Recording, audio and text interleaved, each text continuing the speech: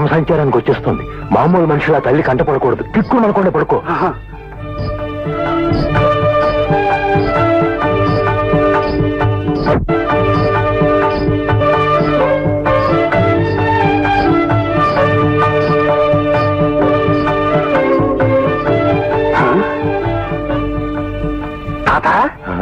ఎంత అర్ధరేత్రి దేవి ఎక్కడికి పోతున్నట్లు? గ్రామ పొలిమేరల్లోకి. అక్కడికి ఎందుకు?